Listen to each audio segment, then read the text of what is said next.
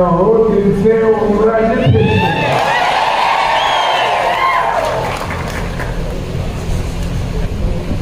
उपस्थित आपले खासदार आणि उमेदवार सन्माननीय ओमराजे निंबाळकर,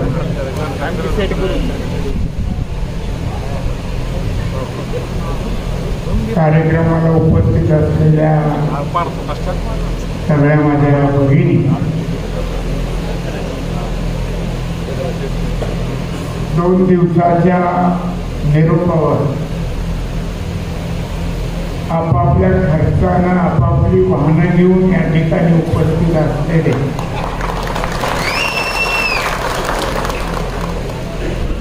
सगळे माझे ज्येष्ठ तरुण सहकारी मित्र आणि पत्रकार बंधू, ओमराजेंचं भाषण एवढं मस्त झालं की मनातलं माणूस बोललं तर पुढच्याच्या हृदयापर्यंत पोहोचतं. ओमराजे तुम्ही मनातलं बोलला, फोन बद्दल तुमच्यावर बोलता. कोण बोलतं? जे फोनच उचलत नाही ते तुमच्या, आणि जो जनसेवक आहे याचा फोन 24 तास चालू असलाच पाहिजे. अनेकांचा तुमचं उदाहरण मी ऐकलं की तुमच्या फोनवर कुणाचा तरी सुरू. मी सुद्धा ज्यावेळेस पासून हे दगड आलं त्यावेळेस पासून ते कधीही माझ्याकडे बंद नाही. त्याचा अनुभव मला एक असा आला की लातूरला जाणारी बस आपल्या आरडा नाला जो आहे कुलवाडी बार्शी रोड त्याच्यात खाली गेली आणि वाजले होते 2 आणि 2 वाजता माझ्या फोनची रिंग वाजल्यावर मी उचलला. माझा मित्र जयप्रकाश लातूरचे लोकमतचे संपादक, त्यांनी मला सांगितलं की असा ऍक्सिडेंट झाला. तिथल्या एकाचा फोन त्यांना आला आणि त्यांना बार्शी पोलीस स्टेशनचा कुलवाडी पोलीस स्टेशनचा फोन नंबर नाही, तर तू माझ्यासाठी मी कुलवाडी पोलीस स्टेशनने फोन केला, बार्शी पोलीस स्टेशनला केला. त्यांनी वायरलेसवरनं सगळीकडं तो मेसेज पोचवला आणि वेळेवर मदत मिळाली. त्यामुळे अनेक घटनेचे प्राण. फोन हा आपल्याकडे गुड मॉर्निंग आणि गुड नाईट साठी नाही किंवा चॅटिंगसाठी सुद्धा नाही. आपला फोन हा आलेल्या फोनला त्याची कारवाई करण्यासाठी असतो, तो उचलायचाच असतो, त्याची दखल घेऊन पुढचा फोन करायचा असतो. मी मिस कॉलला सुद्धा संध्याकाळी परत फोन करतो. ती मी विलासराव देशमुख साहेबांकडून मुख्यमंत्री असताना सुद्धा त्यांच्या याच्यावर मिस कॉल पडलेला असतो. कारण तुम्ही मला कोणीतरी सांगितलं असायचं मी मुद्दाम करून मिस कॉल दिली. मला पहाटे 6ला फोन आला की सोबत काय अर्जंट काम आहे. मी म्हणलं साहेब 6 वाजता? हो म्हणजे तुमचा फोन बघितला उशीर झाला, पण मी काही महत्वाचं असेल म्हणून फोन केला. साहेब तुम्ही फोनला उत्तर देता काही बघण्यासाठी. आता फोन चालू ठेवण्याचे सुद्धा तोटे आहेत नाही असं. काही काही जण रात्री 11, 12 वेळ तशी आमच्या तालुक्यातलं नाही कोणी, पण बाहेरच्या शेजारच्या तालुक्यात ना 11 वाजता फोन आला. काय चाललंय साहेब? आवाजावर मी ओळखलं त्यांचं काय चाललंय. आता ज्याला बरं वाटेल तसंच बोलावं लागतं. मी म्हटलं तुमचं काय चाललंय? ते माझं आधीच झालेलं आता तुम्ही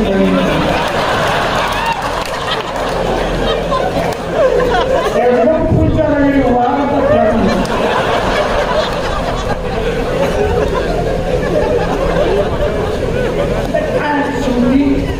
आपण मी वकील झालेलं आमचे माडी वकील होते ते म्हणजे पक्षकाराला आवडेल त्यांनी म्हणजे चहा घ्यायचा वकील साहेब चहा प्यायचा सिगरेट वाला वकील साहेब वडायचे निवडणूक माडी एवढ्या वेळ ना आभार करणं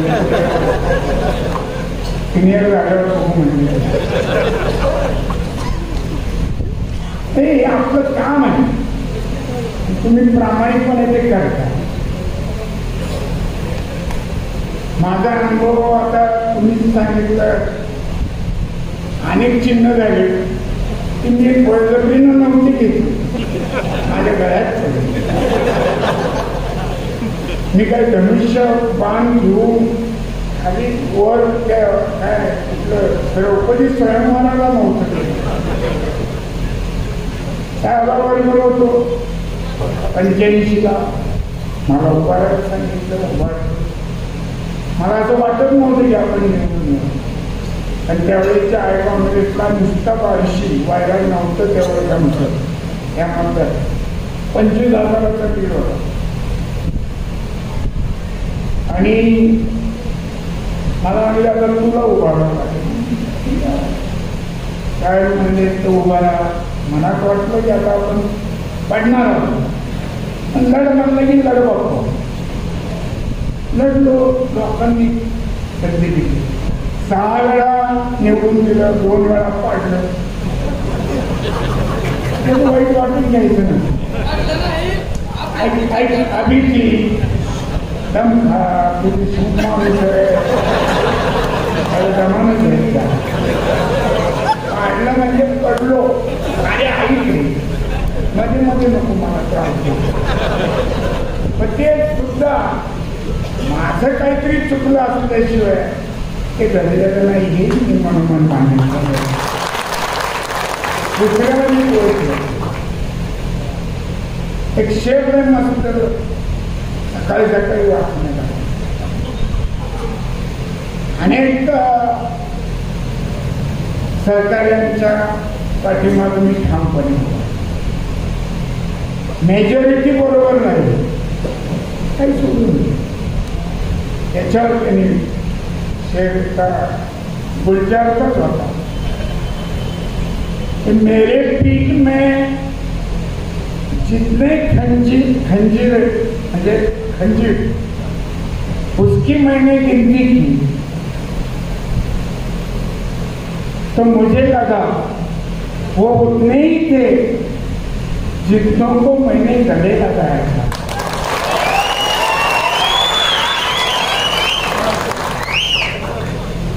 हेही प्रसंग असणारा विषय त्याच्यामुळं फारसं मनाला लावून घ्यायचं शेवटी चालत जायचं असतं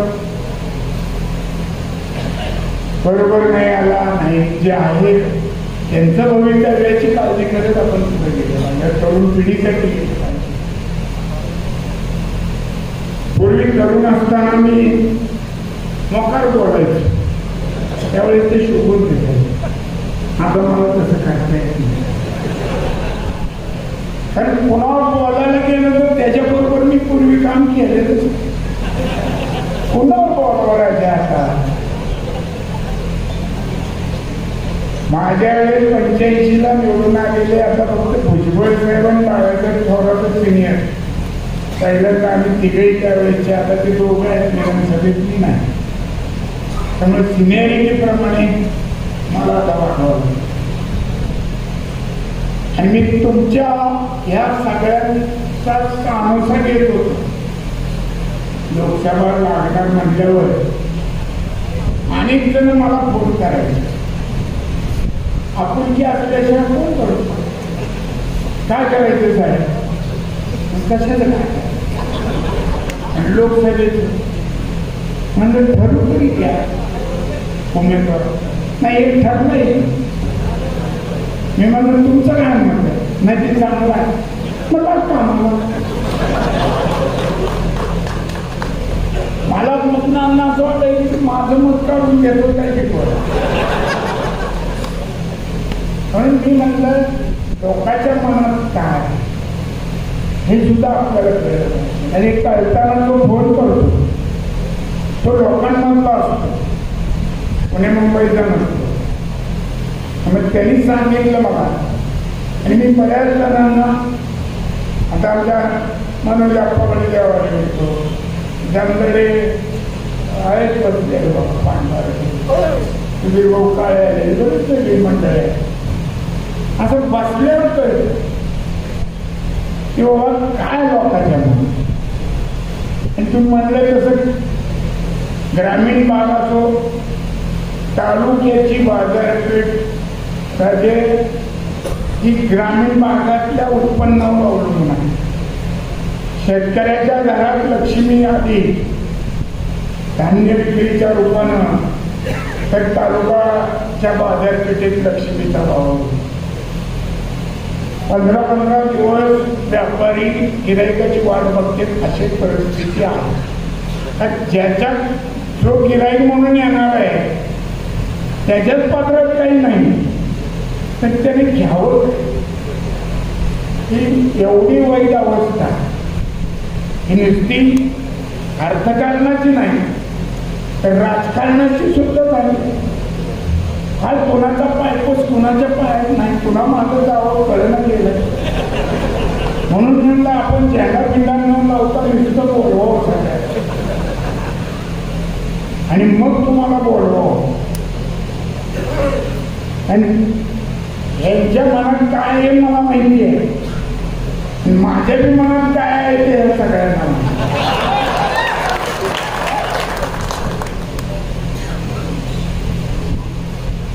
त्यामुळं जास्त ही सगळी प्रमुख माणसं आहेत त्यामध्ये, तरुण असो, माझ्या वयाचे असो, माझ्यापेक्षा ज्येष्ठ असो.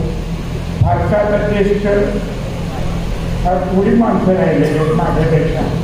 माझं गणपतराव देशमुखांना सवय होती, बंधू भगिनी आणि माझ्या ज्येष्ठांनी ही शेजारी बसत होतो, कोण राहिलंय का ज्येष्ठ म्हणतात ते म्हणजे होत तरी खरं तर पण आता सवय नाही. पण आहे गणपतराव वगैरे माझ्यापेक्षा अजून ज्येष्ठ. काल दोन भेटले, तांदूळवाडीचे आमचे चौधरी मामा आणि उकळगाव आठवण काढली डॉक्टर मार्केटचा दत्तू मालकानी 101 आणि तांदूळवाडीचा मामा आमचा 102. हो अजूनही बुद्धी शाहू व्यवस्थित सगळं रोजचे वर्तमानपत्र वाचून घेतात, माहिती घेतात. गेल्या ओळखलं दत्तू मालकानी. म्हणजे अशी लंबिटीची इथं परंपरा असलेली काही गाव आहे आणि सगळे सत्सद विवेक बुद्धीला जागृत ठेवून मतदान करणारी माणसं राजकारण. हर चौकस तालुका आहे, इथं माज कुणाचा चालत नाही. चुकीला शिक्षा आहे, फक्त दम काढते. दम धीर कुस्तीगिरांचा तालुका आहे, त्याच्यामुळं दम पुढच्याचा निघेपर्यंत स्वतःचा दाखवत नाही असा आमचा तालुका आहे. आणि निश्चितपणानं तुमच्यासारख्या व्यक्तिमत्व, मी तुम्हाला म्हणलं की मी सगळ्या पक्षाचे सगळे नेते आणि सगळे कारभार बघितलेला माणूस आहे. त्याच्यामुळं मी आता कुठला झेंडा नेता, आणि मी स्वतःच नेता आहे ना. अजून माझ्यापेक्षा सिनियर मला आमचं आता फक्त पवारसाहेबच राहील, बाकी सगळे नेते मला सिनियर आहे. म्हणून मी तुम्हाला सुद्धा म्हणलं की राजे मी तुमच्या प्रेमात आलो, एक व्यक्ती म्हणून आणि एक व्यक्ती म्हणूनच मी तुमच्या पाठीशी उभा आहे. तुम्ही एक इमानदार, संकटाला धावून येणारे. माझे इतका अनुभव, मी जेवढा अनुभव आहे तेवढं तुमचं वय आहे, त्यामुळे मी सगळ्याचे अनुभव घेऊन बसलोय. माझा तालुका सोडून अनुभव म्हणजे चांगले वाईट. माझ्या तालुक्यातले अनुभव 90% चांगले, 10% आता असतंच, कुठेही असतं, तांदळात खडे असतात, पण म्हणून सगळ्यांना या ठिकाणी मी आवर्जून मी विनंती करून बोलवलं आणि सगळ्यांनी माझ्याजवळ मनोगत व्यक्त केलेलं आहे. आणि तुम्ही एक व्यक्ती, काम करणारी व्यक्ती, तुम्ही जे आता सांगितलं एवढंच काय, पण उद्धव साहेबांचं सरकार ज्यावेळेस होतं त्यावेळेस आमच्यातले सुद्धा शूरवी तुमच्या पाठीमागं जाऊन त्या ठिकाणी कामं सांगत होते. हे मी पाहिलेलं आहे. मी काय तुम्हाला म्हणलं नाही त्याला आहे पदाधिकारी जातोय आपल्या खासदाराच्या मागं जाऊन जातोय, जाऊ दे, तो काम करून आणि म्हणून ते सुद्धा आम्ही पाहिलेलं आहे. आणि तुम्ही 2.5 वर्ष उद्धव साहेबाच्या वेळी चांगल्यापैकी काम केलेलं आहे. या तालुक्यातले अनेक रस्ते उद्धव साहेबांच्या काळातले मंजुरीचे आणि निधीचे आपल्याला तयार झालेले आणि कामं सुरू केले दिसतात. आत्ताच्या घोषणातले रस्ते अजून वास्तवात यायचे आहेत. ते आल्यावर कौतुक करायचं का नाही की नंतर ठरवू, पण आताची इलेक्शन देशाची, राज्याची, आपल्या तालुक्याची, ह्या भवितव्याची आणि विशेषतः तरुण पिढीच्या भवितव्याची निवडणूक आहे. त्यासाठी एक जागृत, लोकांमध्ये मिसळणारा, लोकांच्या वेदना संवेदना जाणणारा असा उमेदवार म्हणून आपण सगळ्यांनी ओमराजेच्या पाठीशी उभा राहावं अशी विनंती तुम्हा सर्वांना. तुमचा एक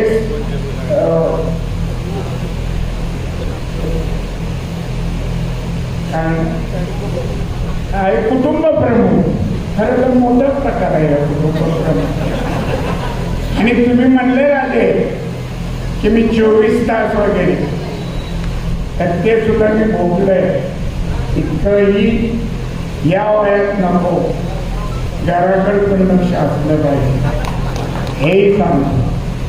कारण काय असतं जोडीदाराचं सहकार्य आणि त्याची किंमत ही फार वेगळी असते.